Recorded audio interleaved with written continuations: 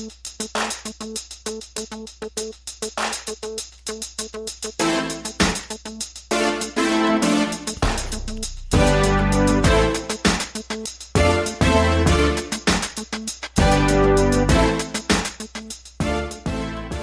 and welcome to the Black Entrepreneur Blueprint Show. I am your host, Jay Jones. Black Entrepreneur Blueprint was created specifically to educate and inspire Black entrepreneurs to launch, build, and grow successful businesses. Join us as we help build an economic power base in the Black community by promoting business ownership. If you are currently an entrepreneur or want to be an entrepreneur, we invite you to join us every week here at Black Entrepreneur Blueprint.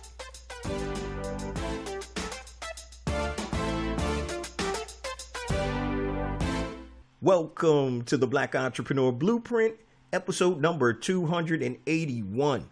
I'm your host, Jay Jones, and today we have a dynamic and outstanding show in store for you. First and foremost, if you want to watch me do the show live with the interview, please go to YouTube, and it's episode 281 with the YouTube cover. Now, today we're going to be talking to Mr. Eric Coffie. He's the founder of GovCon Giants, and he has an amazing entrepreneurial story where he almost lost it all 2 times, but he used government contracts to come back, and his business has done over $5 million in government contracts. So if you've ever were interested or thought about trying to work with the government, make sure you tune into today's episode via on all the podcast platforms, or you can watch the video on YouTube.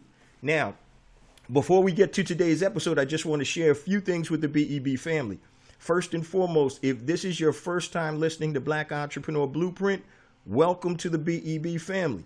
Now, please stick around until the end of today's episode, and I'm going to share all of my social media information and also a resource guide, which includes my new book, A New Black Wall Street, and also the different e-commerce platforms I've created to help circulate the dollars in the Black community. So let's get ready to listen to my interview with Mr. Eric Coffie, founder of GovConGiants.com.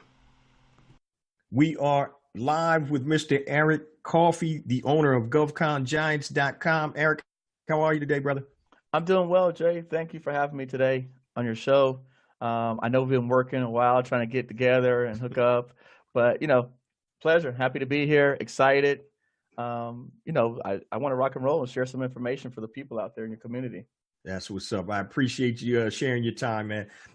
One of the things that I always get on the show, I get requests for, is government contracting. So when we connected several months ago, I said, man, this is going to be perfect for the BEB family because so many people reach out to me and I'm not proficient in government contracting. And obviously, this is what we do at the BEB family. We bring people on, experts, to help us elevate our entrepreneur IQ. And I know you're going to do that today, man. So for the listeners who aren't familiar with Eric Coffie, tell us a little bit about yourself personally, and then we'll get into your entrepreneurial journey. Okay. Well, personally, in terms of, I started back in 2007, 2008. I was a realtor. And then as a realtor, I wasn't really satisfied or happy with what I was doing. Someone came to me, an older gentleman, seasoned, owned a bunch of properties, and he talked to me about becoming a developer. And so I said, okay, I listened to him and I respect him because I know he had substantial wealth and he had accumulated over the years. And so I looked up to him and I went out and he said, listen, if you get your contractor's license, and I'll put the money up and then we can start building houses for like community development programs. And so I said, okay, I went out, studied, got my GC license, and then the market fell from under us. That's when the real estate market crashed, the banks were closing. And I so remember obviously, that. you remember that time? Yeah. So there was no mortgage business went down. Yeah. There you go. And so, as you know, there was nobody building any homes anywhere around the country.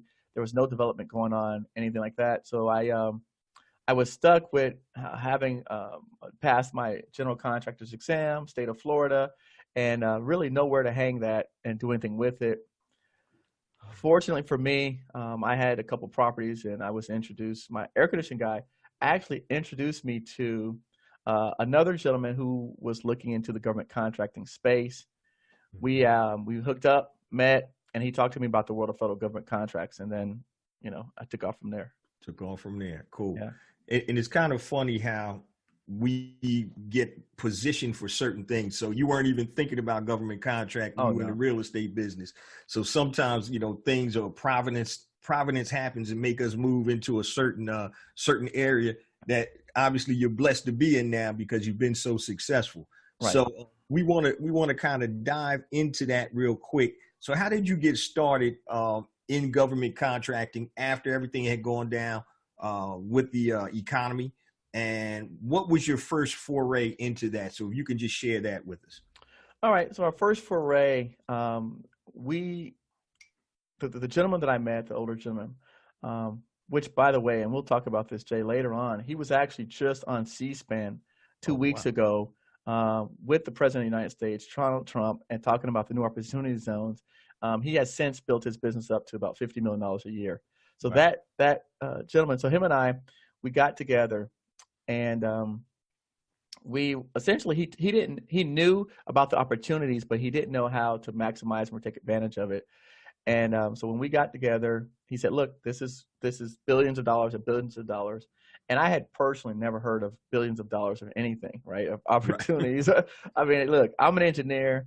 You come out of school, you're making $60,000 a year. You get up to, executive, you're making $130,000 a year. So that's about as high as I thought you could take it. But then he talked about all these billions of dollars. And what he did was he challenged me to go out and say, look, if you can figure out a way to wrap your hands around some of these opportunities, you could bring it back to my organization and we will fulfill them. Right. Mm-hmm. And so I didn't realize I was doing business development. Right. I had no idea what you call it. He just, I didn't know. Now we also call it consulting. But he said, look, if you can figure out how to wrap your hands around some of this opportunity and bring it back down, we have the back office staff, we have the people, the team to be able to execute and perform the work. Mm-hmm. So again, mind you, nothing else was going on, right? There's nothing else happening. The market was dead. Banks were dead, Mm-hmm. And so I just started going to conferences and events and learning everything I could, getting my hands on everything about government contracts. And I would just stay up at night studying how it works. And then I start reaching out and talking to people and asking them. Right. And we were fortunate because we had this little known certification at the time called 8A. So the number 8, the letter A is an apple. And 8A certification is a federal certification. It's a socioeconomic program that allows the government to give you set-aside contracts and negotiated contracts. Mm-hmm. And so he had that certification. So when I started talking to government agencies and I mentioned that, hey, we're a good company. And by the way, we have this 8A certification thing. They said, mm-hmm. Oh, you have 8A? And with that certification, they were able to negotiate contracts with us. Wow. And so we literally, just by talking to agencies, letting them know what our capabilities were, letting them know what we could do, they started giving us an opportunity and giving us a chance. And they gave us a bunch of small projects. What type of projects? So for us, we were so the company was an air conditioning company that I was working with. But we were doing construction projects. So we were doing small construction, like, for example, replacing carpet, replacing cabinetry, painting buildings inside, painting walls, like very small, minor stuff. Mm-hmm. And then as we started learning more about the industry and the business and start proving ourselves, they start giving us bigger and bigger projects. So that he happened to have 8A and his brother happened to have 8A. Okay. Unfortunately, we separated because his family was tied to the business, and so it was a conflict between the family and myself. And so I ended up working with his brother, who had his own painting company, and then we really just blew it out the water. I mean, we got to the point where we were now the incumbent at that military facility, Homestead Air Force Base, where it was at. So people were now targeting us and saying, hey, how come these guys have all the contracts out here? And so we went from nobody to basically the contract leader out there on the base. Cool. Now, let me just ask you real quick, because I know some of the BEB family members may be thinking about this. So when you have your contracts, do you outsource the actual work, and do you work or as a GC, a general contractor, to manage the project, or did you have people in house that did all of the work? No, we essentially what we did was the project administration. Um, Okay. and that's a very good point that you bring up. And this is great for the BB family or everyone listening. One of the things that people toss around is the word middleman or broker. Mm-hmm. And I hate to use that word because it has a negative connotation to it. We outsource all of the work to experts and professionals to do it. However, the value that we delivered to the government was we managed the actual administrative side and the project side. Because when you're working for a government agency, right, these people are doing what they call mission critical tasks. So the things that the government does, even though we're looking at just from the monetary standpoint, they're really highly important to protecting the efforts of the United States, warding off threats. You know what I'm saying? Like we may see it as just putting in flooring, but the flooring is for the office, the medical office that services the troops. Right. So you know, if you think that far out, you realize that this is really an important function of helping protect our military, helping protect the United States and secure them. So one of the things that they're really big on, and where small businesses fail, Jay, is on the administration. Right. You can do a perfect job on your work, and if you do a bad job on administration, you're not going to get called back. Right. So that management side is so critical. And I've seen so many people say, well, Eric, you know, we kick butt. Like, man, we're the best painters, or we're the best janitorial service, or we're the best. But if your paperwork is subpar and your reporting is inferior and your responsiveness is low, you won't get called. You won't be invited back. Right. So what we did was we brought in the best people, experts, to come in and do the actual work. But guess what? Just like everybody else, they didn't know how to do a government contract in terms of the paperwork. So we took care of all the paperwork part, and that's why it was a successful venture. And so that's how we continued to grow and build the businesses. Okay. Now, I know there comes a point in the story where you break off on your own. So how did that happen? It sounds like you guys were doing well with the brother of your initial partner. Right. And so what made you decide to break out on your own? Was it an instance? No, what happened was, I mean, we were making money. I mean, the guy, you know, the guy had made over $1 million profit in 3 years. And I mean, we were killing it. But it came a point for me where, you know, he didn't want to go after bigger and bigger contracts, and he didn't want to grow the business. He was happy at the level where he was at. He's like, look, Eric, we're making great money. Let's just stay where we're at. And for me, it wasn't even the money. I just got bored. I wanted more. I wanted to challenge myself and see how far can we take this. Forget about the money side. How far can we go? If we have the ability to do double or triple the revenues, why not? Why not? Why not? You know, why remain stagnant and only pursue projects within our comfort zone? And that's kind of where we differ. And he just wanted to pursue projects within his comfort zone. And his motto at the time was, Eric, you know, $5 million project, $5 million headache. $10 million project, $10 million headache. That was so, as you know, that was his train of thought. And so for me, I said, well, I don't know. Maybe that's not the correlation, right? Maybe that doesn't necessarily, you know, that's an assumption, or he's making because he's afraid. That's out of fear. He's talking out of fear, which most of us do. Is that we say, for example, some of your listeners will say, well, I can't do government contracts, but they're speaking out of fear. Right. Because these people, and one of the quotes that I use in my book is, my friends that went to college are not millionaires, and my millionaire friends never went to college. Right. Yeah. And so it's not about education. It has nothing to do with education. It has nothing to do with not even experience, because no one had experience. None of us had experience. Right. So it had nothing to do with education and nothing to do with experience, because no one knew anything about government. Like, all of us were brand new and getting started. None of us knew anything about this stuff at the time. None of us had any contracts. And so again, we had done construction, right? But we didn't have government contracts, and so we learned it as we went. But we knew that you know, we respected the government. I took pride in my work. I Right. delivered excellence.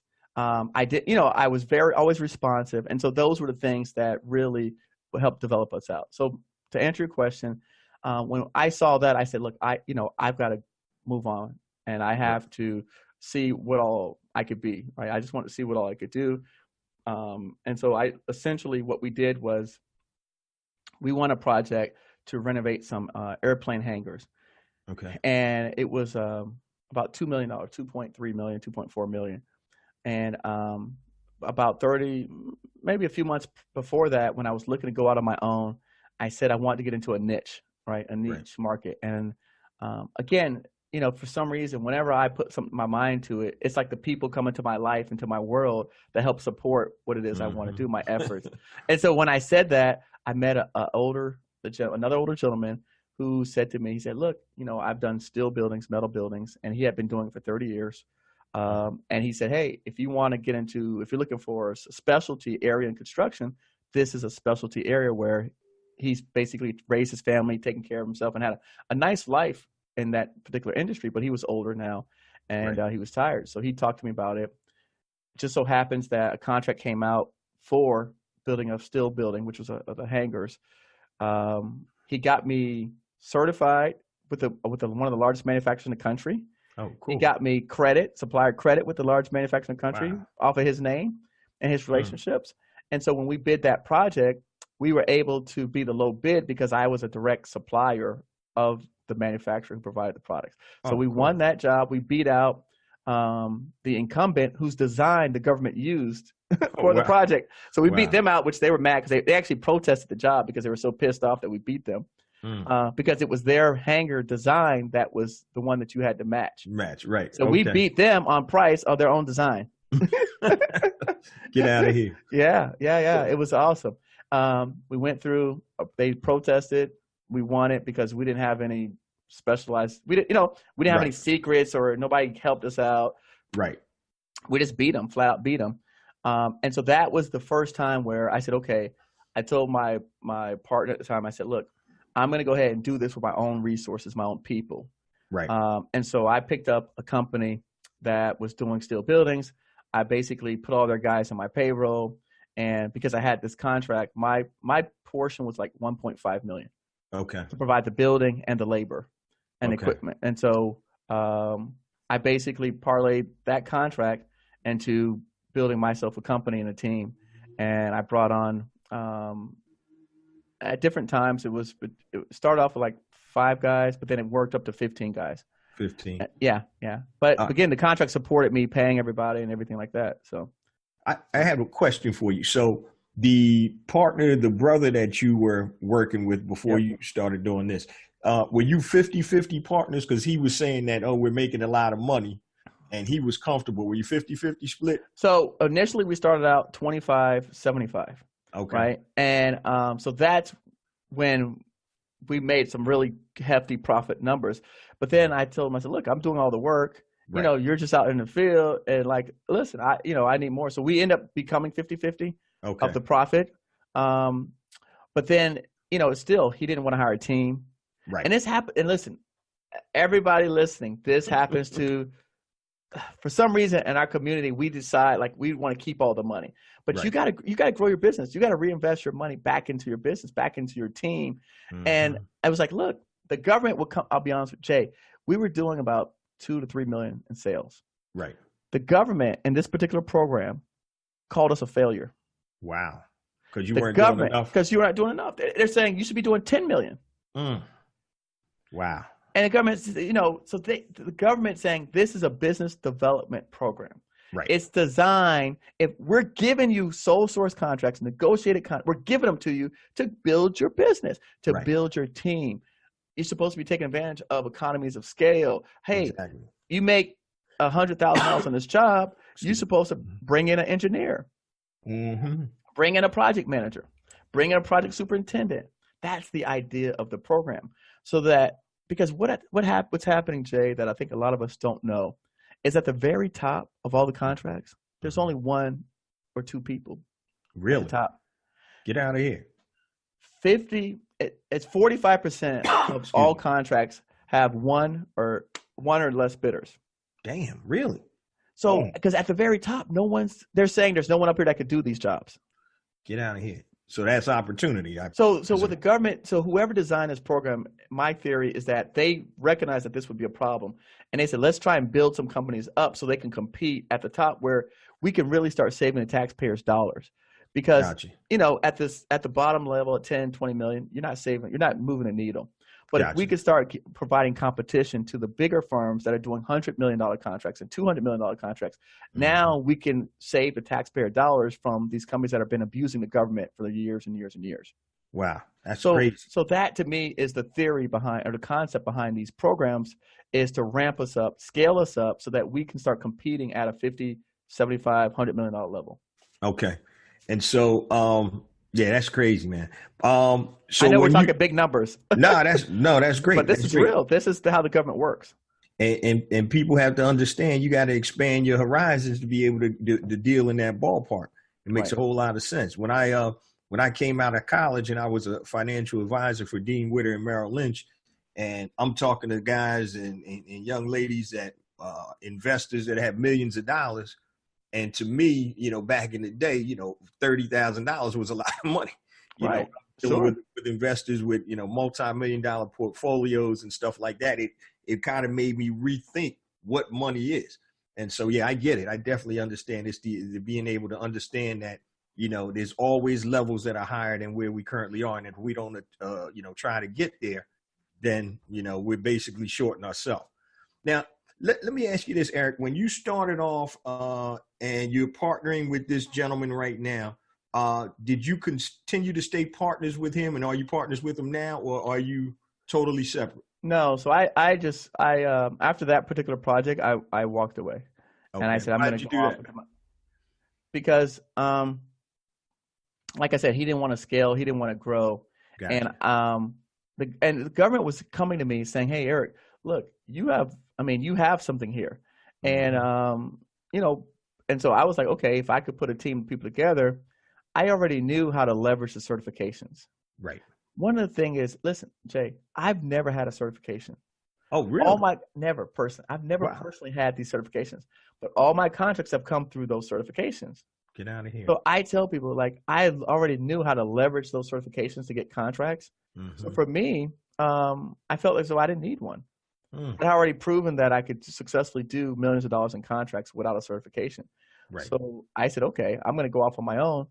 And I took that crew from that project. And while we were doing that project, I was out, putting together a pipeline of other work. And so we just started doing projects for other entities. Oh, wow. Okay. Yeah. So even to this day, you don't have the certifications? I've never had a certification. Okay. Never once. Never. Would that preclude you from any jobs, though? Or is it prerequisite from? It's not it's not a prerequisite, but it would preclude you from certain jobs where they're looking for it. Yes, but it's not a prerequisite to do business with the government. Okay. And that's a misnotion that people have sometimes, is that you have to have a socioeconomic category, whether it's women or minority or anything like that. That is untrue. Okay. The majority of contracts, all of the small business contracts represent only 20% of the contracts. Okay. The other 80% are wide open. Wow.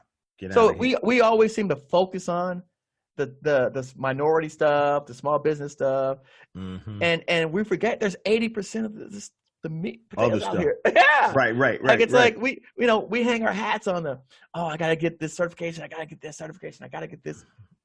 That's 20. That's a sliver of the whole problem, man.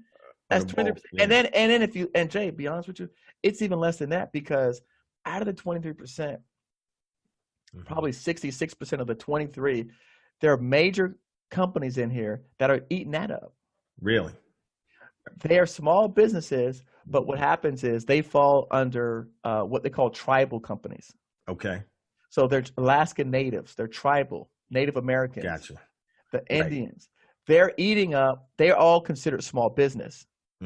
But they're part of a large conglomerate of $100 million companies. They're a multi-billion-dollar organization that operates on the hospice of a small business firm. Oh man, wow! So guess what? If you're only going, if you're only going after that 23%, it's competitive, I presume. It's It's just not, it's not the only path to take. Gotcha. I would say I would not limit myself or my ability to just focusing in on that. Man. Now, I wanted to ask you in terms of financing your business. Okay. So how did you finance your business when you stepped out on your own? So that's a great question, man. Good. I'm happy you asked this because this is an important point. Okay. One of the things, Jay, that I learned, now these guys, they taught me some good stuff. I ain't gonna lie. Look, hey man, these guys taught me well. One of the first things that we did was, and I'm gonna tell you this. Yeah, I don't have. I'm gonna see if I can find it. It's somewhere. I don't have it here. I have never had a 700 credit score in my life. Right. Never. Even today, I don't have a 700 credit score. Okay. And I have apartments and buildings and all kind of stuff. I don't have a 700 credit score. I've never had a 700 credit score. So I'm just setting the stage to let people know it's not credit. Okay. People always think you gotta get a credit, you gotta get a bank line, the banks ain't never gave me no money. Wow. The banks never gave me a loan. What I did, Jay, and what I teach people is you get supplier credit. Okay. Vendor credit. Okay. When I did my steel building project, my vendor gave me $1 million credit worth of steel. Wow. I don't need $1 million cash. Right. I got the $1 million worth of steel. Once you deliver to the government pays you back. You pay the creditor, and you're good. Right. So now supplier credit, most of the supplier credit, and I mean, when I say most, I'm talking about like 90% that I've ever done, filled out forms, right? And I want everyone to pay attention to this. This is really important. It doesn't matter if you don't have 2 years in business. It don't matter. You could start your business Monday. Most of the forms that I've ever seen for supplier credit ask for 3 references. Okay. Not your credit score. Right. Not that you've been in business minimum 2 years. They say 3 references of people that you've done business with. So what I learned, Jay, was most of us have done business with someone, right? Whether you believe it or not. If you bought an air conditioning for your house, you did business with the air conditioning company. If you put a roof on your house, you've done business with a roofer. If you get me? Most of us don't see that as having done a business transaction with someone. Makes sense. Wow. You get me? And so what my the partners that I had at the time taught me was that, Eric, if we've ever exchanged money for services, we did business with that entity. And so what we did was we put each other down as references. Right. And so I put down my friend's AC company as a reference. I put down my other friend's painting company as a reference. And then I had another friend who had an electrical company, and I put them all down as references. And we put down 10,000, 10,000, 10,000, or 10,000, 15, and 20,000. So now when I went to, let's say, Granger Supply, Granger says, hey, you did 10 with this guy, 15 with this guy, 20, all accounts paid, 0 balance, paid on time. Then when they called them or emailed them, back then it was fax, they faxed them, they fill out the form, put it in, turn it in, boom, you're approved. Cool. So we got credit from the suppliers. So guess what? If you are doing air conditioning company, the supplier gives you credit. So now you can fulfill your order for the customer. The government pays you, you pay the supplier, and that's it. The reason why I believe that is different from actual personal credit or personal debt is because with supplier credit, they're not going to give you something unless you need it. Right. You can't go out and just buy roofs. Right. You know what I'm saying? Without having a contract to buy, like to order it. You get me? So that's why, to me, it makes sense why it's easier, I guess, to get than actual like personal consumer debt, because you wouldn't order, like if I got credit with, say, a rental company, I'm not going to get rental equipment if I'm not putting in a project. Exactly. You're not going to get bolts or equipment or screws if you don't have anywhere to install the screws or the bolts. Does that make sense, Jay? Yeah. And so we always use supplier credit throughout our business. Oh man, that's a great tip. So let the light bulb go off to the BEB family. Well, if you decide to get into the government contracting business, that's a great point. Also, let me ask you: is the strength of having a government contract, does that play into the decision making for the actual vendors too? I would say yeah, definitely. Okay. I would say yes, but not. There's some notions floating around that if you get a government contract, that the bank will finance you. Banks don't finance us. Okay. banks don't banks finance people with money. Right. That's it. Yeah. You know, I always said that. banks listen, and people that I'll don't tell you, need the money. the people that don't need the money. We had so I'll tell you, I'll share this since you asked about that. The first partner of mine had a bunch of real estate properties. We went out and got him like $400,000 line of credit, right, on his properties because he had no debt. They were paid off, and they lent him $400,000, but they used his properties as collateral. Right. When the market crashed, they pulled all that back. Yep. Yeah. So how was that? Like the collateral was still there, but they just closed his lines of credit. They cut him off. And then my second partner that I had, he had an 800 credit score. He had hundreds of thousands of dollars in the bank, hundreds. You know what they told us? What's that? He was too liquid. Too liquid. Damn. So too liquid, huh? you go, dude, who do they want to give money to? Exactly. If he had everything that they said, but then that's why they said, 3C's credit, collateral, and cash. But then they said he was too liquid and he didn't have enough collateral. So it's like you have a perfect trifecta to get these people to give you any real money. And so for me, I just found it was easier to get money from the suppliers and just get, finance the jobs based on, with your materials. You get materials financing, you put it on a job, and then you build the government, they pay you back, and then you've got money to work with. So the government pays you in draws? Is it based They paid us in draws, yes. Okay. And how frequently are the draws? Do the draws come out? So for us, it's when you bill, they would pay you within 15 days. Okay, cool. And on construction. And how frequently would you bill? Based on performance. We typically bill 30-day cycles. Okay. It's based on however you accomplish things, right? Because on most projects, less than 30 days, you're not going to get much more accomplished, right? So you're going to get to a certain point. Let's say we're in November 20th now, right? So we build to the 20th. You're not going to have enough accomplished by December 1st to build another again, right? Gotcha. So typically we build in 30-day cycles, but they pay us in 15 days or less. Okay, that's cool. Now, we've been paid in 7 days before, Jay, by the way. Oh, that's great, man. So I just want to put that out because people keep saying, the government pays slow. They take it. That is, again, most of the time is state and local governments, not federal. Not federal. Okay. I just want to make that distinction. I focus on federal, not state and local. Okay.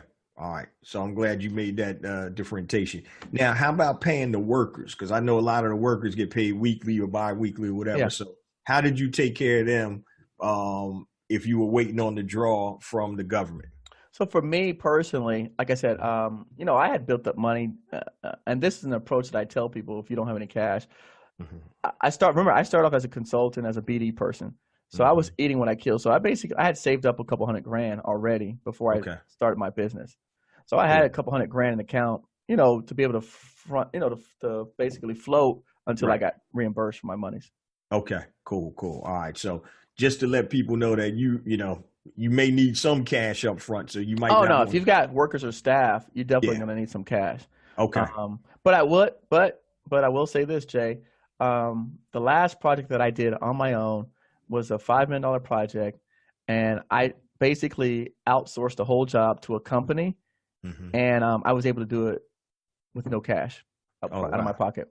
Get out of here. Yeah. What type of, if you don't mind me asking, like when you do a job like that, what type of percentage do you normally take or make in terms of that? So I started out, I had put 15% in there, but I ended up at 12. Okay, cool. So it was like 600,000 profit.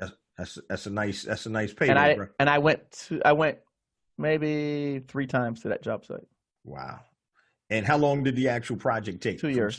2 years. Okay. Yeah. No, but as you can imagine, you're making like 30,000 a month profit for 2 years. Who doesn't want that? Yeah, sign me up. Right. I mean, I wish I could find 10 of them. Exactly, man. So one thing I want the BEB family to understand, and Eric touched on it, and it's about being able to broaden your horizons when it comes to making money. So a lot of times when we think of small business, our mindset is at a level here when actually, if we put the due diligence in and we're in the right industry, we can actually be at a different level, talking 5 million, 10 million, large contracts like that. What's the largest contract you ever worked That one for $5 million was the largest single contract that I've ever worked on. Okay, Yeah. cool. That's a nice piece. But I will say this, that was, so just for clarity's sake, the contract was $20 million. My portion was $5 million. Okay. Gotcha. It was like 4.9, because some people might say, "Oh, I heard him say it before." It's like 4.9 million, whatever. Okay. But the contract itself, the job was $20 million job. So they had other contracting, other firms. Other firms out there were working as well, right? So so it was a $20 million scope, but my piece was only 4.9. What would you say that your average contract or piece of contracts go for? What do you think? $1 million, $2 million, $3 million, or something like that, or? No, we were doing. Listen, when I was working with these guys, when I was working with these guys doing federal, we were doing 100,000 to 500,000 contracts. Okay, gotcha. You know, and so now the stuff that I mean, the same thing. Whenever you start from the beginning, even coming into the industry, like right now, I consult with a couple of companies. Both companies do over $20 million in revenue. Okay. I'm helping them get into the federal marketplace. However, when we go out and meet with the government agencies, they're like, "Hey, that's great that you do 20 million in the private sector. But if you've never done $1 in our sector, we want you to start off something small, because it's different. The rules are different. The regulations are different. Our expectations are different. And so, you know, there's going to be a lot more paperwork. It's going to be heavy with paperwork, which is why I say the administration is where small businesses fail. So again, we always have to start over, improve ourselves. Before the show, I showed you that negotiated contract that's going to be over 750,000. Right. But before we got that, we did with that agency.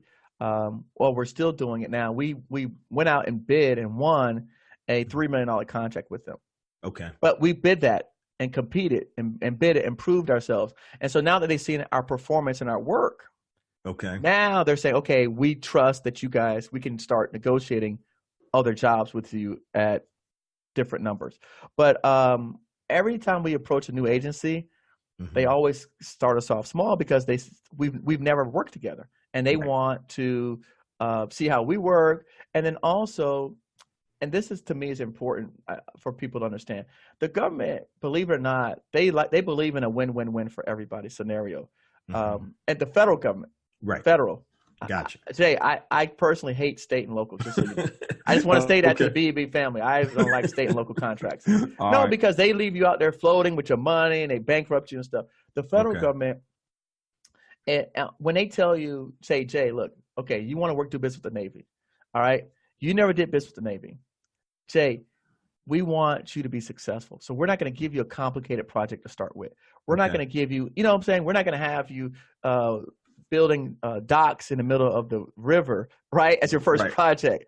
We're going to let you paint inside of a building that's 500 square feet, so you can have good past performance, and we can say, "Jay, man, did an excellent job."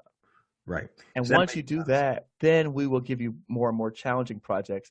But we want you to understand, because working with the government, all employees are not made alike. You might have some problems with one of the engineers. You may have a problem with the contracting specialist. Maybe they don't respond to you, Jay. So we want you to understand how our ecosystem works. And then once you get a hold of that, and you know, okay, this guy's going to be a jerk, this guy's not going to be responsive, and you kind of figure through that on a small scale, then we'll start gradually moving you up. So we always start off small in every new agency that I work with. So if you can clarify agencies, and I know in the government there's probably hundreds of different agencies. So what is an agency? An agency would be, for example, so we all know about the Department of Defense. We know the Army, the Navy, Marines, things like that. But within the Navy has, it breaks down further. So depending upon the industry that you're in, the Navy has different, what they call agencies. So Navy has like subsectors below them. And I could show you that, that handle specific types of projects. So for me, since I do construction, that's called NAVFAC. NAVFAC, NAVFAC, handles construction. Now, if you were trying to sell intelligence or some sort of product to the Navy, NAVFAC doesn't handle that. Okay. That might be under NAVC, which handles like the underwater stuff. Gotcha. And then you have NAV Air that handles the stuff that's above air. It's like planes and things like that. Okay. So it's also, if you look at, for example, all of us, a good example would be TSA. Right. Right. So TSA, everybody goes to the airport, so you know TSA. That's an agency. But TSA falls under Homeland Security. Okay. Right. And then so does Customs and Border Patrol, may fall under Homeland Security. So the agencies are the specific people who are going to be like at your localized areas where you're actually at, like in your town, your city, things like that. But they fall under bigger umbrella of Army, Navy, whatever, Marines, Coast Guard. But then at your local area, there's a specific like branch that handles those opportunities. Okay. Yeah. I just wanted you to make define exactly what the agencies were. So BEB family members that are interested in getting into government contracts would have a little clearer understanding of that. In terms of your actual business itself, it sounds like you've been rocking and rolling, man. And we know here at the BEB family, not all businesses go straight to the top, man. Can you share a time with us where you had a situation or failure or something that almost put you out of business? I know in your bio you talk about you went broke twice and rebounded both times using government contracts. Yeah. So you're a man of my own heart. I almost lost it all twice too. So we definitely connect on that. So can you share a little bit about that if you don't mind? Yeah, certainly. When I left from my second partner and I went off on my own, I had my team of guys out there working. I was doing federal contracts, but then I wanted to expand. So I'm thinking to myself, I'm the big man now. I'm killing it, and I'm doing all this stuff, and I've got cash flow coming in. I've got a team. I built up to 23 people, 5 girls in the office, and so we had crews working in Texas, and we had crews working in Georgia, Florida, and then Boise, Idaho, and I was working. So we had crews all over. And I started doing private sector work. So I started going after private sector jobs. And that's really where things took a turn for my business is, again, this is still, the collapse happened. So you're talking about 4 or 5 years after the collapse. Okay. I mean, there was still carnage left. I mean, there were still victims. And so the projects that I was working on in the private sector were given to these companies during that same era. And so they had to bid them really low to almost no profit because there was no other work. And so if you're a $100 million company, they just took work just to keep the doors open and keep people, busy. So what happened was 2 of the projects that I worked on, the companies, their intention was to come in and try and get the money from the subcontractors. So they wanted to, and if anyone is in construction, I'm sure you're not surprised. You've heard this before. Their objective was to get your bond, default the subs, and then make the money off of your contracts. And so that's how they would profit their jobs, off of us little guys. Wow. And they would call our bond and get the job. So I was working on a project in Savannah, Georgia, and it was a police cadet facility.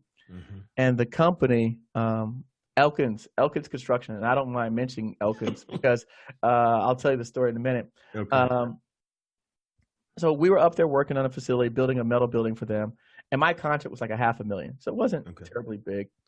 And there was a lot of issues about the changing of the colors of the roof and things like that, and we had to order a new roof, and so there was a lot of things that were in the beginning phases that they didn't necessarily sign off. They changed people. This person didn't approve that. And so they kept getting us stuck holding the bag. Gotcha. And so they eventually kicked us off the job. They brought someone else in to finish the project. And then they turned around. They owed me $280,000 on the job. I knew the company that finished it, so I know that they didn't eat up all the money. But they turned around and sued me anyways for $1 million. Wow. So why'd they sue for? I'm like, right. So like my contract's $500,000. Right. You owe me $280,000, and then you sue me for $1 million. And I'm like, what is wrong with you? How's that work? How's that work? how can I cause a more damage than the value of my contract, less what you already paid? Like, Right. it just didn't even add up. Fortunately, and I think this is a really good story for people to hear. The vice president of Elkins told me, he said, Eric, because I was already, look, you know what? I didn't hide from these guys. Yeah. I would go to meetings. I would go there and I said, listen, I didn't do anything wrong. I'm like, Right. look, I've defended listen, maybe my guys made some mistakes, but it wasn't, $1 million worth of mistakes. Right. You guys chose to go a different path because, and from the very beginning, I've got notes and documents. You delayed us in the beginning. Your project was 60 days behind schedule. So I had to change erectors to come in and try to fill the schedule. Hey, we operate on schedules. Right. So if you were 60 days behind, I got to send my guys somewhere else to go work. Exactly. So now when you decide you're ready to go, you're like, oh, you need to get out here next week. I mean, yeah. So then they start blaming, not feasible. Then you start blaming me and start talking to me with delays and making threats. So the guy said, well, why don't you call your insurance company, see if they'll pay the lawsuit. So I called my insurance company. They said, of course, they won't pay no lawsuit. Because it wasn't a lawsuit at the time. They were threatening to do it. They said, but if you get sued, if they do actually do a suit, we will cover the cost of your attorney's fees. Gotcha. And I was like, oh, this is sweet. So now, so when they did sue me, then that clause kicked in on my insurance policy, and the insurance company hired a lawyer to represent me and defend my case. And so what happened was, at the end of the day, I think 6 months went by. 3 months went by. My attorney would call me, say, hey, we're at a stalemate. They're still trying to say you did all these things. He goes, but don't worry. We'll just wait them out. And because, hey, the insurance is paying for it, so it didn't cost me anything at that point. So I was like, all right. So I was able to continue. Yeah, and then a few months later, I want to say 3 months, maybe 2, my attorney calls me and says, hey, we got great news. And he says, they want to settle with you. And I said, okay. He says, but I got, I said, well, what's the settlement amount? He said, $10,000. That'll work, huh? And I was like, okay. Yeah, that'll work. And so they went from $1 million to 10,000. 10K. Wow. And the best part was that my insurance paid the 10K. All I had to do was pay my $2,000 dedeductible.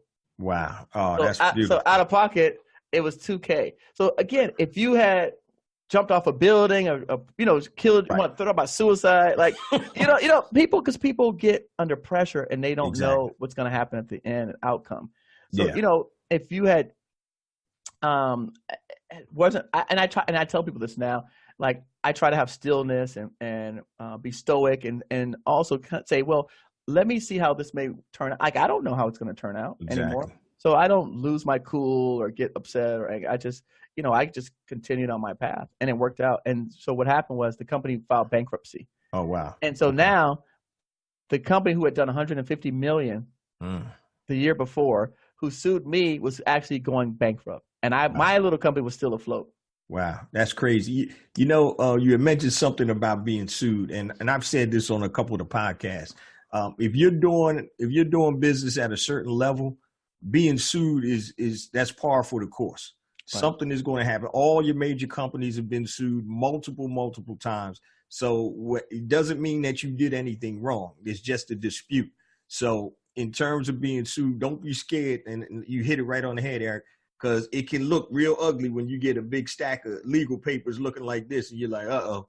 So, but yeah, let it play out. So if you're in the game making moves and doing big things, your company is liable to be sued. So make sure you have all your stuff in order. You also mentioned, man, that you almost went down again for the second time, man. Can you share that with us and how you came back? Yeah, no, well, I had another. So after that, I had another company, a private company, that same thing. The project, they did a bunch of crooked stuff on that project, and so they accused me of doing it, and essentially they outlawyered me. They had more lawyers, and so what happened was that project was closer to $800,000, and that one was tough because they didn't pay me, but I had to finish the contract to be able to recover my monies that they didn't pay. So I ended up staying to the end. I went broke. Literally, I ran out of money. I got some people to come in and finish it on the promise of them being paid on my next contract. Gotcha. So I got guys to come in and finish the project. And it was tough. I mean, on that job, Jay, I'll tell you, man, and this is something I write one of these stories, but literally I had my equipment vendors come out and put equipment on my job because I didn't have any money. After about a month and a half, they would call me. I couldn't pay the bills. They come pull equipment off. I used my other credit account for another equipment company. They'd come out on the job. They stayed for a couple months. They pull that equipment off. That happened to me 3 times in that job. Wow. And then the 4th time, I ran out of vendors. So I had a friend of mine's company that owed me money on a contract that they didn't pay me, like 14 grand. So I called their equipment company vendor and put them on the job. There you go. And then, and I ended up finishing the job with their vendor, and the bills went back up to them. Okay. But I figured, hey, look, these guys owed me money. They ain't paid me. They weren't trying to pay me.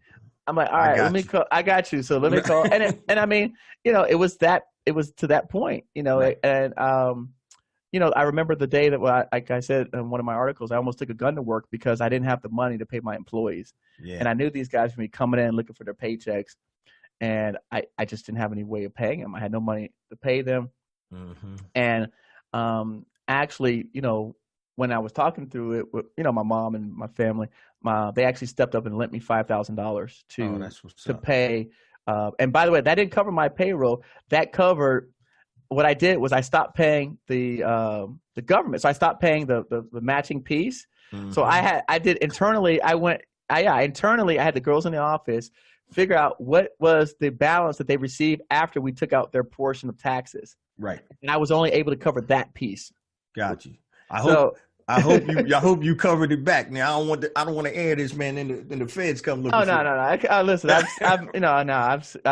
paid all my stuff to come forward. But yeah, so in that situation, that company essentially at the end of the day, I had a bond on the project. They threatened to sue me. The bonding company told me to settle. I ended up settling with them, and that really hurt me because I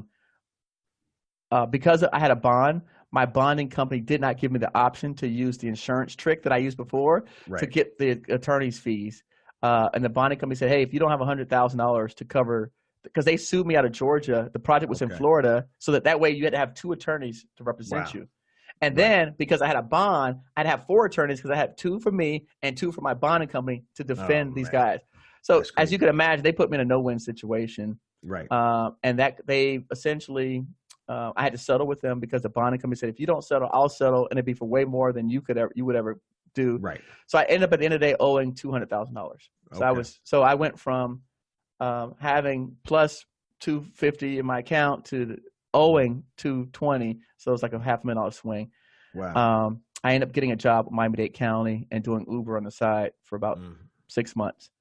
So you made that comeback? Until I made a comeback. There you go. That's what's up. Yeah, but I will say this: one of the suppliers that I owed money to was the one who put that shining light in me, and he's called me. He said, "Eric, I told him the story. I owed him like $30,000, and he said, look, I'm sorry that happened to you. It happened to me." And he said he had a construction company. It happened to him. And he said to me, "Eric, where were you successful at when you first got started?" And I told him federal contracts. He says, "Go back to that." And so when I was working at Miami-Dade County for those few months, I knew that it was going to be one contract to get me out of the hole. And within about 6 months, I got my first contract. And that basically, that was about a $500,000 contract. I parlayed that one into the big one that I told you about, the $5 million one. And I walked away from Miami-Dade County, and I never looked back. That's what's up. How long ago was that, man? When you walked away? It was actually, so that was around 2016. Okay, cool. So it was a few years back. I mean, literally, when I won the second contract, the one that was $500,000, and I knew that I had all this free time on my hands. Right. I said to myself that I could continue down this path, or I could do something to help change the direction for other people. Right. And so I wanted to start sharing my knowledge, my wisdom, and that's when I launched my YouTube channel in 2017. Yeah. So I was still being paid from that contract. Right.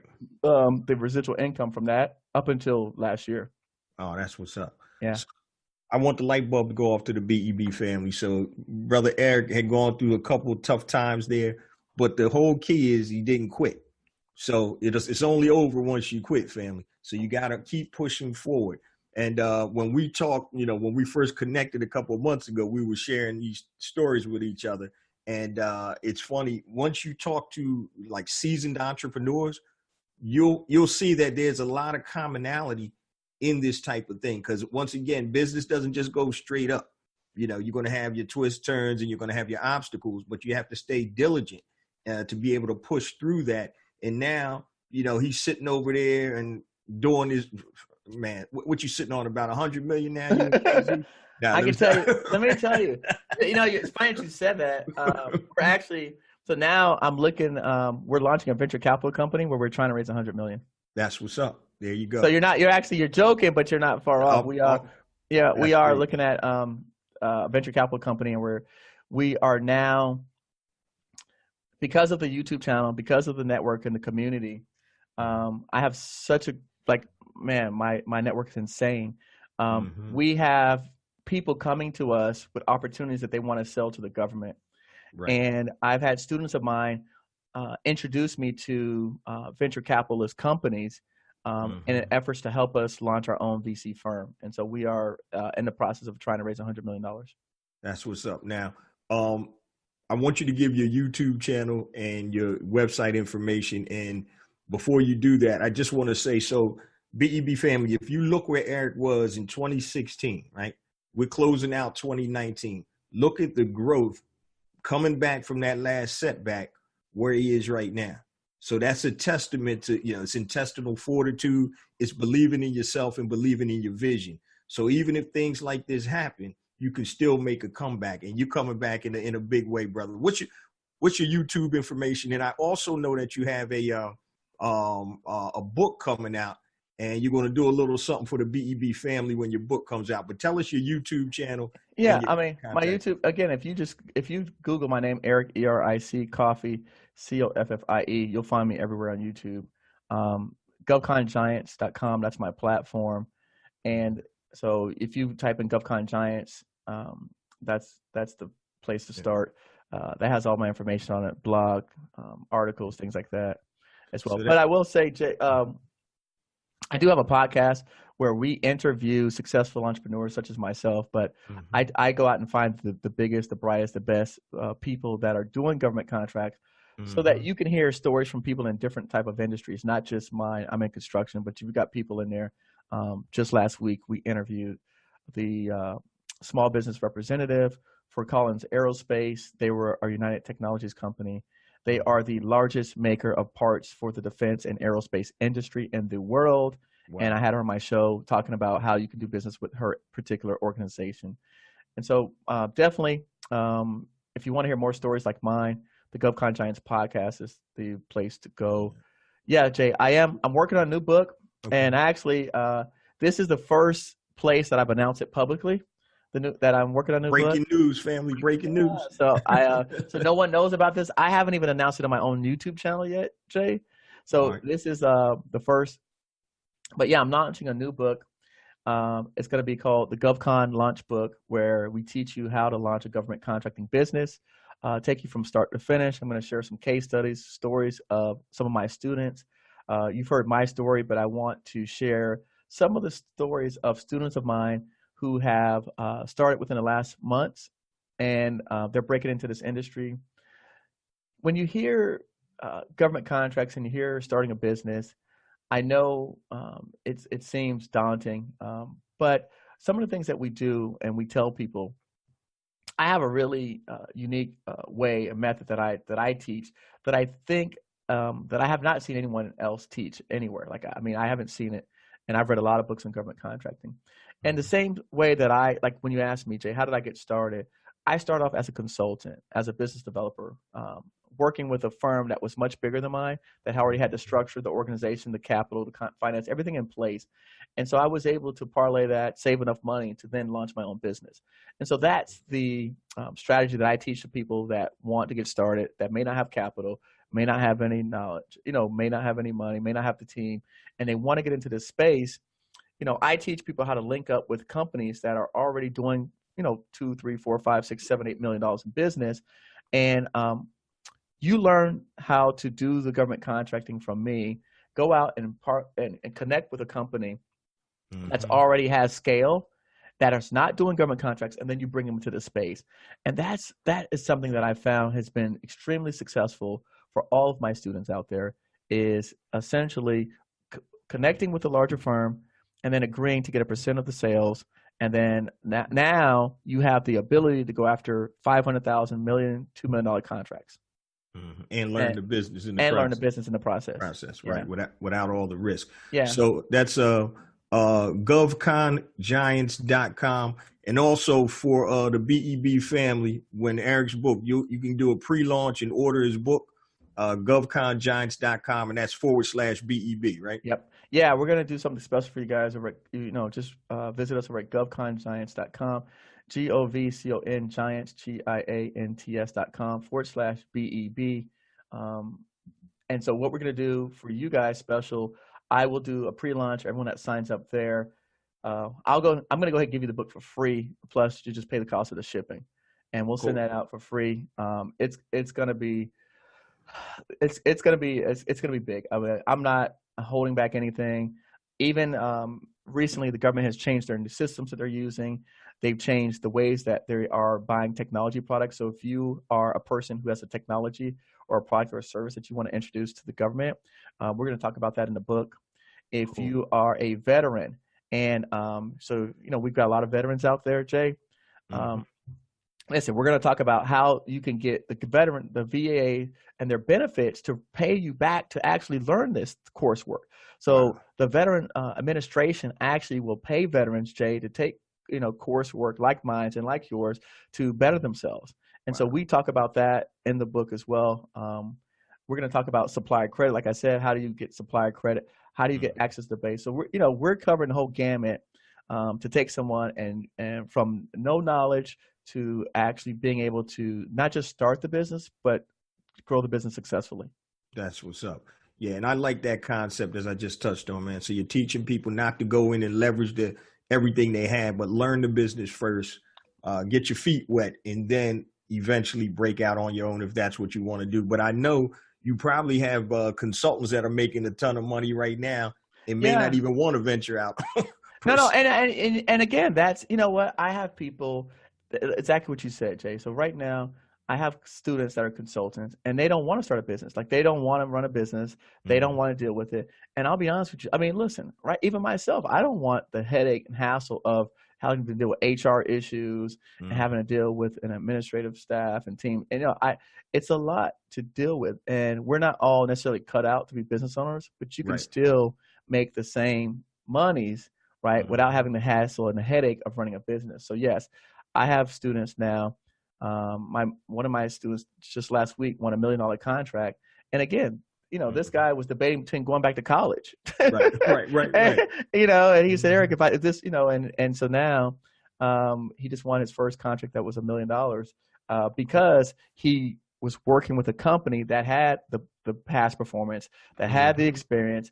And so all he had to do now is take them to the agencies, right? And then introduce them, make his pitch and say, hey, this is what we have and this is what we want to do, and then put it together. And so he was able to get a piece of $1 million contract. And that's way better than doing a $50,000 contract and you having to figure out where to get the money from, where you're going to buy the stuff from, how are you going to pay, like you just said, how are you going to pay the employees? Exactly. How are you going to pay back the loan? How are you going to turn in the reports to be compliant? All you got to do in this scenario is match them up with the contract. They'll do the work, the heavy lifting, and then you get a check. What's the normal for the consultant? What's the normal fee that the consultant would charge the company? What we teach is 5.5% of the revenue, the sale, or 25% of the profit. Okay, cool. So on that deal right there, that was what, 50 grand, 55 grand, whatever? Or $1 million? 50 grand. Yeah, that's nice. And without all the headache. Without all the headache. You do a couple of those a year. So definitely, guys, govcongiants.com. And for the free book, govcongiants.com /BEB.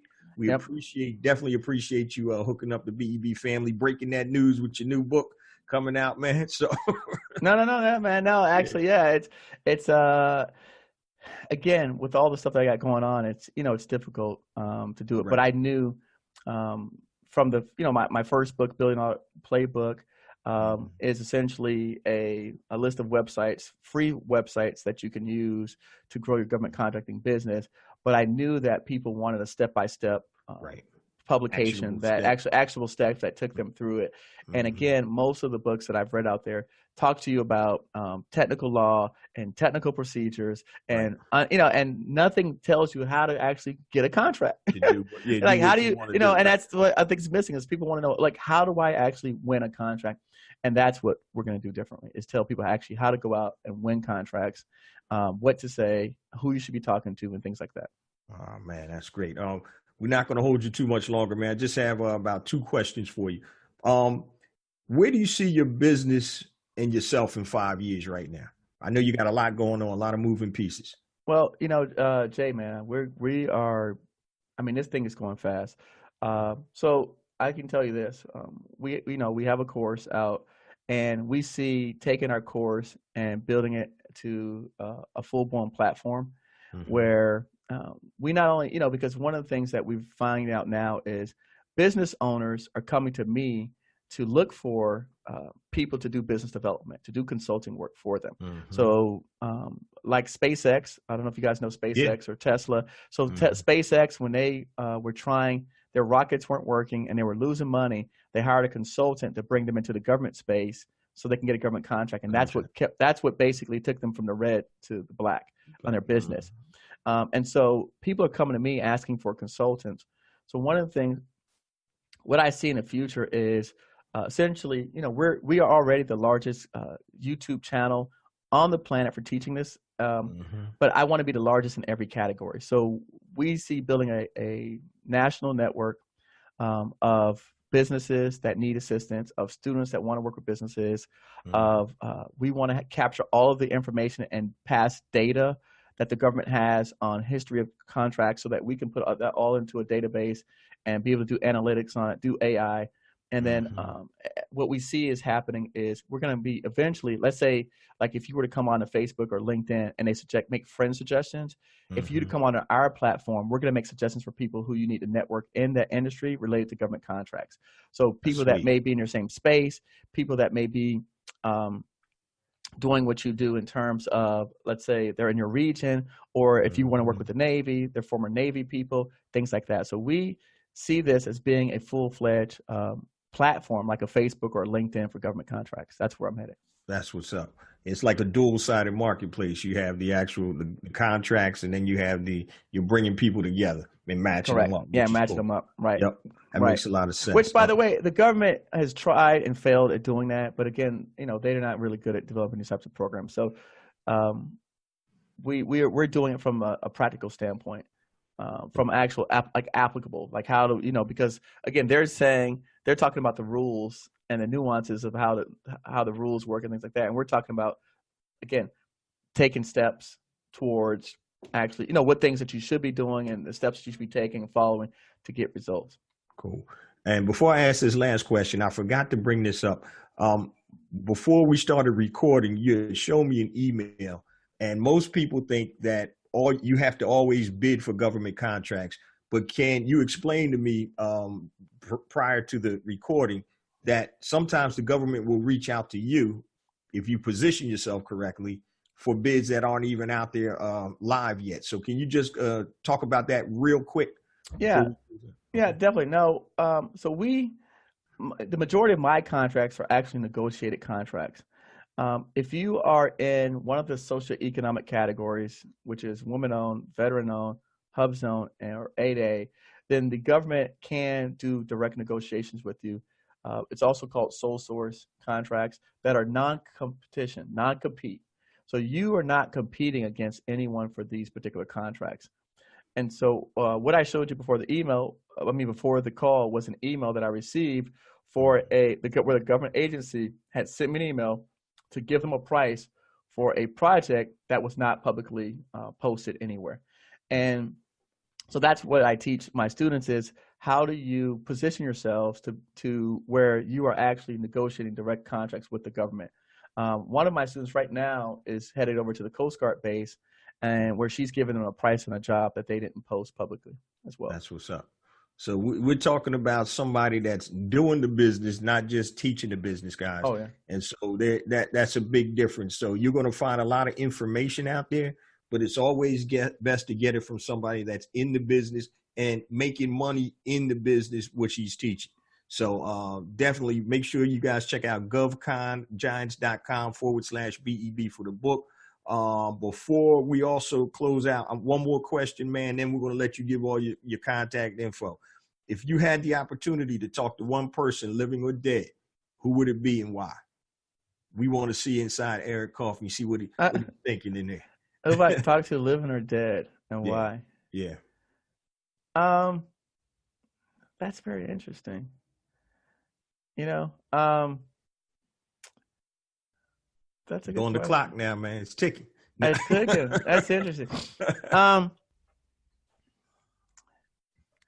I guess for me, if I had a person, I'm not into dead people. So, I mean, if I had a chance to talk to someone, I would want to talk to, let's say like a Jay-Z for me personally, because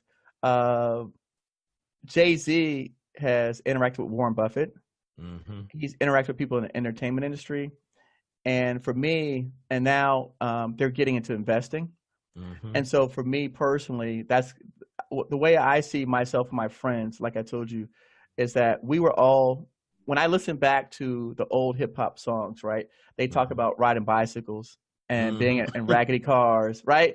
And, the dog, I mean, again, I listen to these guys. And so if you look at Jay-Z and Dre and P. Diddy and these guys, right, and they all came up together in that era. And I remember hearing an interview by even one of the Wayans brothers' kids who says we were the first like wealthy black kids of our generation. Because again, if you go back, Jay, history, black people didn't have wealth back, back in the 60s and stuff. Mm-hmm. So these were we're still living in an era where these are the first generation of like really wealthy, black kids.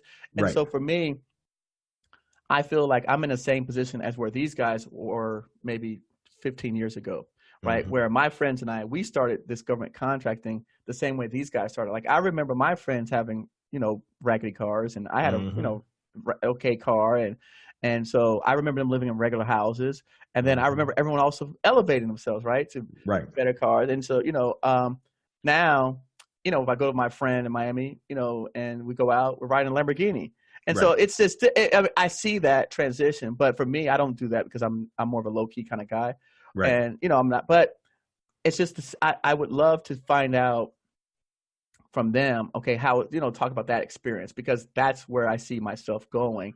And one of the things that kept me out of trouble was, if you listen to my story, I always had older mentors that were more successful. Every path, that I've taken, and every turn, it's always been someone older than me, wiser, that kind of led me. So I would, even though I know where I'm going, I don't know what challenges are going to be in my way, what obstacles are going to be in my way. And what to expect. So someone like that can tell me kind of what to expect, because I know that, there's like I say, there's a jungle out here, man. There's snakes and lions and tigers and bears. Like, I don't know what's going to be coming at me when I embark on this new adventure.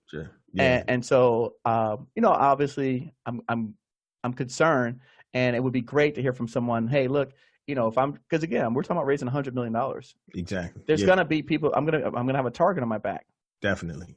And so, I would love to talk to them to find out how did they make that transition, and who did they speak to, who did they talk to, right? How did they make that adjustment, and what kind of things that, like kind of pitfalls I can avoid, right, in my journey. That's a great answer, man. It's when my kids were younger, and when they were starting to go out on their own and all types of stuff, they want to do certain things that I know probably wouldn't lead to good endings, right? They're always like, Dad, why? How do you know? I said, look, see that door right there? So I was pointing to like the door in the pantry, and they're like, yeah, Dad.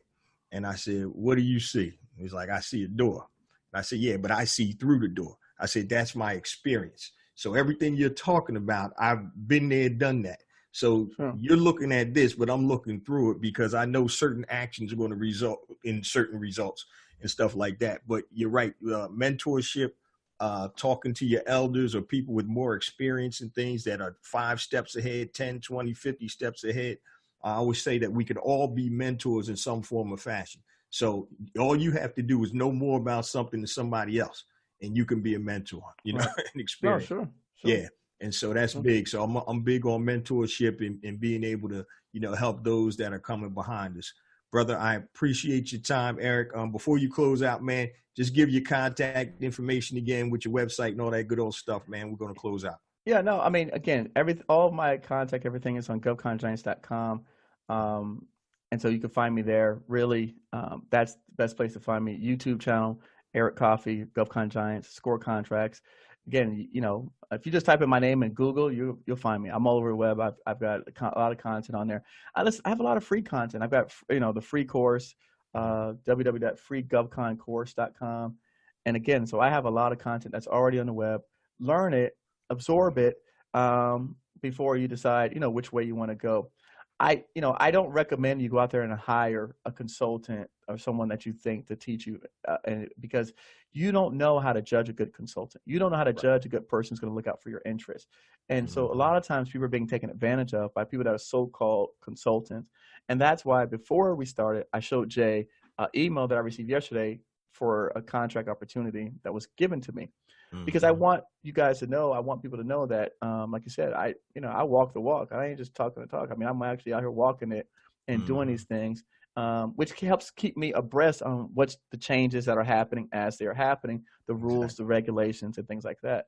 So, yeah, like I said, Eric, E-R-I-C, Coffie, C-O-F-F-I-E. And you can contact me through any one of the channels and the websites there. There's always a help desk or email that you could put in the computer, and they'll send it to someone on my team. Cool. My brother, I appreciate you, man. This is a great episode because as I said earlier, a lot of people have been reaching out to me about government contracting. There's no better way to get information than somebody that's in there making money and doing it in the business that they're talking about. So we're killing appreciate you, bro. Hey, man, when you anything you got coming up, man, just let me know. We'll definitely get you back on the show. Don't forget BEB Family GovCon, govcongiants.com/BEB. Get your free book, Eric's new book. Just pay the shipping and handling. And I'm sure it's going to be a dynamite book, man. I can't wait to get my copy, man. Can I get a signed copy, bro? Yes, sir. You can get a signed copy. No, I get you a signed copy. I get you a signed copy. All right. I appreciate you. I appreciate you, man. And the BEB family. Hey, guys, look, I wish you guys the best. You know, like I said, I've seen more millionaires created in this industry than any other industry, personally. That's what's up. All right, brother. We'll be in touch, man. Thanks, Jay. Appreciate you. Peace. Thanks, guys.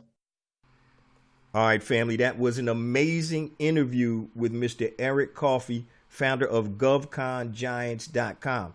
Now, I just want to give a few takeaways that I got from the interview. But before I do that, I want to make sure that you go to govcongiants.com/BEB for the gift. And that is Eric's new book, govcongiants.com/BEB for Eric's new book. Now, one of the biggest takeaways I got was a lot of people always talk about business credit. And Eric mentioned something that was very important. He didn't get a line of credit for the business. He got a line of credit from his suppliers. Okay. And he said a truism. Banks only give people money who don't need money. All right. That's a truism. So if you tick off all the boxes, the banks are going to give you money. Most small businesses and entrepreneurs, when they start out, they're not going to check all those boxes. So I'm not telling you don't go look for financing or lines of credit. But as Eric mentioned, maybe you can go and get supplier lines of credit. Now, as he mentioned in the episode, he talked about who do you do business with? These suppliers want references. So anybody you've done business with, even if it's going to Staples and buying supplies for your business. So that was something that was really highlighted. Another thing that really stuck out to me was Eric's ability to get back up every time he got knocked down. And so if you have that within you as an entrepreneur, Nothing can stop you as long as you're on the right path and the right plan. So once again, people think you go into entrepreneurship and you go from 0 to 100 like that, but it doesn't work like that. You've heard my stories and you've heard the stories of other entrepreneurs on the show. So you have to be prepared for setbacks. But once again, like my dad always said, winners win. And it's a simple, phrase, 2 words, winners win. And I asked him what it meant. And he said, basically, winners are going to do whatever is necessary to win. So if you have to go up, over, around, under, through, or whatever, winners find a way to do that. And to be a successful entrepreneur, you definitely need to have that skill with you. So also make sure that you check out all of Eric's resources. They're going to be links on the video below if you're watching this on YouTube, and also my resource links. Now, if you need to connect with me, you can go to bebconnect.com. Everything I'm about to tell you is going to be on that page. That's a page on my website. Go to bebconnect.com and you will see all my resources. But I do want to share them with you first and foremost. So my new book is out, A New Black Wall Street, Circulating the Black Dollar Worldwide by Building Successful E-Commerce Businesses. Black Entrepreneur Blueprint is all about the economic empowerment of the Black community. So this book talks about how you can actually create e-commerce businesses and support other Black businesses. So it's the new Black Wall Street, new technology, new day, new age, new time. So we need to leverage the technology. Now, if you need additional assistance building your successful, sustainable e-commerce business, I've created a compatible online course titled educatedecommerce.com. Just go to educatedecommerce.com and enroll in the course. Now, on the outset of the show, I mentioned to you 2 platforms that I've created to help facilitate the movement of the Black dollar in the Black community, the circulation. So if you are a Black product producer, you can go to besmartbyblack.com, besmartbyblack.com. You can upload your product information on the platform. It is free, and you can connect with Black consumers worldwide.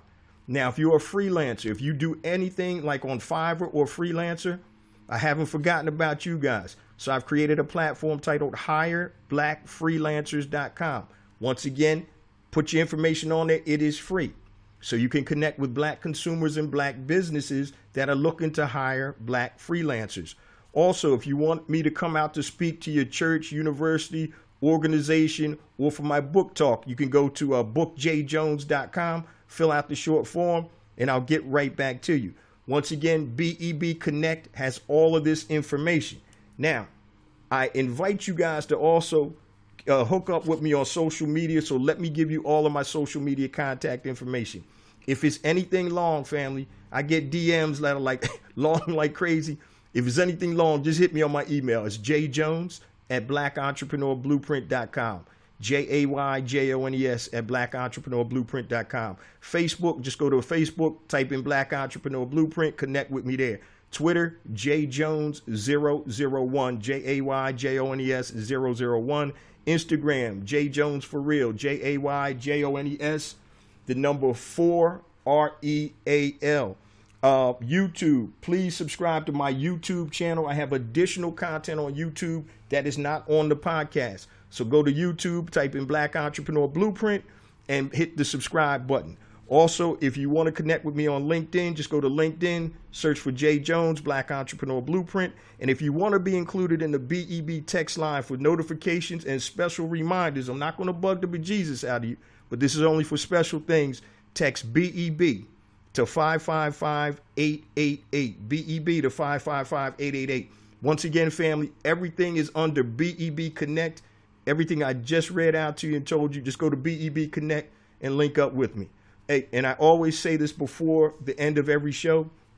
Each and every show, family, we get more and more downloads, and that's because of you, the BEB family. So I appreciate you guys. Please continue to spread the word via social media, word of mouth, smoke signals, whatever you got to do. But I love you guys, and I'll see you same time next week. Peace.